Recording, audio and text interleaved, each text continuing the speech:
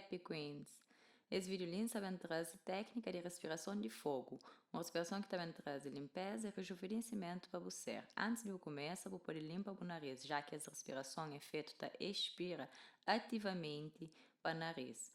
Então, para começar, sinta confortável, coluna alinhada, ombro relaxado e repousa as mãos. Bata toma algumas respirações profundas para preparar.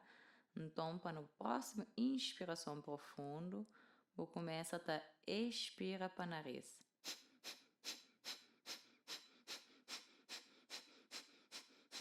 Percebe? Mas a barriga te ajuda, com a expiração, te ajuda aquele ar sair com toda a toxina de você.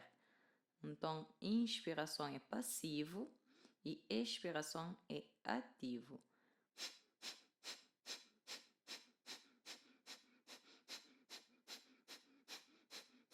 Devagar, na boa contagem, a hora que o sente, mas já está no momento de parar, o tabata diminui a velocidade. E que por fim, bota expira tudo.